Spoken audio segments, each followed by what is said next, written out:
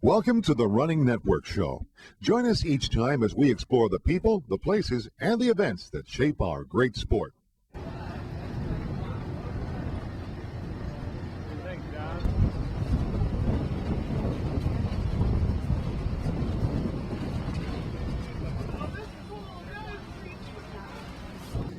Nobody really broke away early, and that was the only thing we were really scared of, was that somebody was going to go. I think the weather actually helped us in that regard. Everybody's been lobbing comments at us that California guys can't run in the snow or in the cold, but my guys were excited by it, and so I think that it really didn't force our hand in terms of making a choice between the individual title and the team title.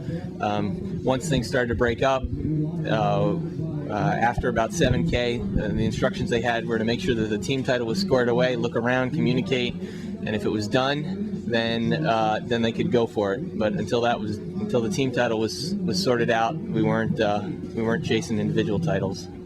To be honest, I don't think there's no physiological difference between running in warm weather and running in cold weather. I mean, you hydrate, you take steps, you dress up, but at the same time, there is a mental and an emotional difference. If you let it get to you and you let it throw you off, then it very easily can. But I don't know that you really prepare, other than kind of having the proper attitude coming in and the proper outlook on what's going on. Well, to be honest, I gave them a lot of control. I gave them a lot of input.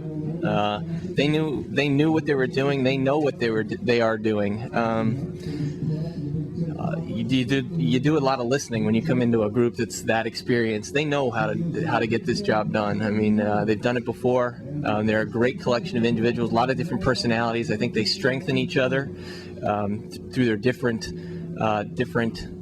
attributes, the different things they do well. I think it plays into it. They're a tightly bonded group. They have been for a long time.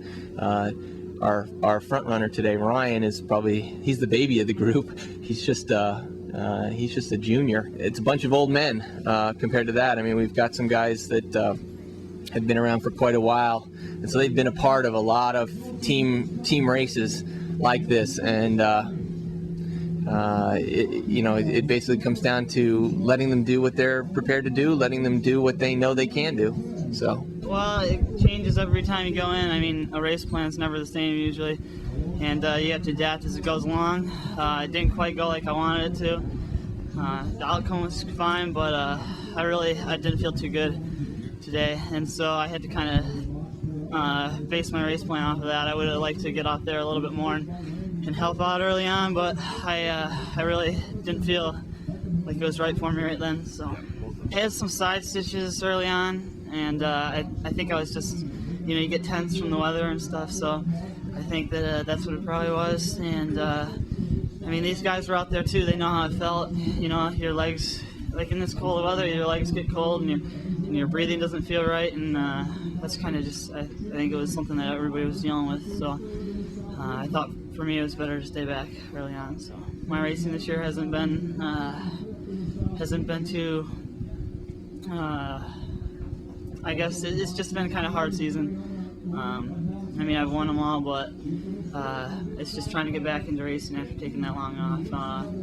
I know Ryan's gone through some of that stuff too, so I mean, it's you got to get back used to it, and it's just hard. And so every race has its own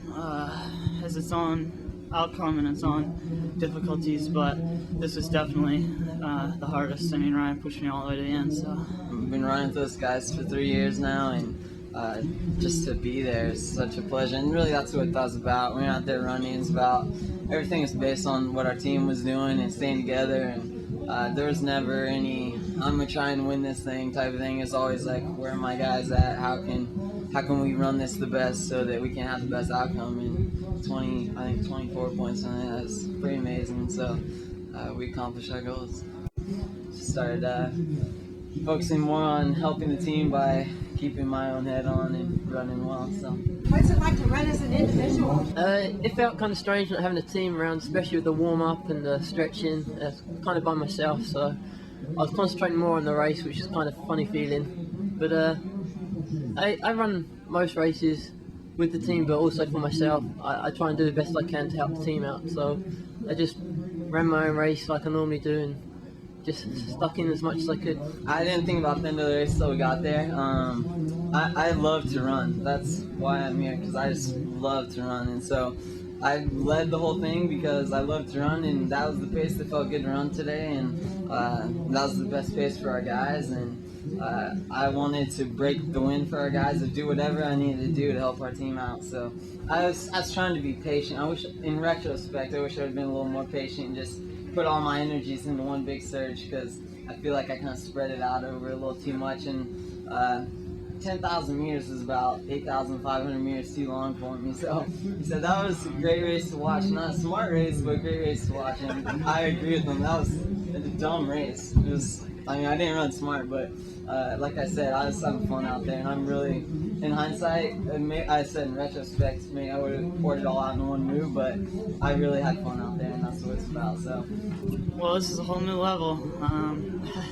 This is, I mean, these are the big boys now, and you can't get away with doing more than everybody else and pulling away. I mean, these guys are so talented and doing so well already, and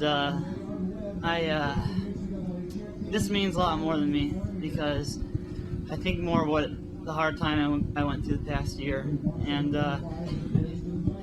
also the way the finish was. You know, I mean, when you come down to something like that, I mean, we were both pouring everything we had out there, and I mean, I kind of ran away with things back in high school, and this was just, I mean, for both of us, it was something that we'll never forget. So our race this year was very, very similar to the race last year.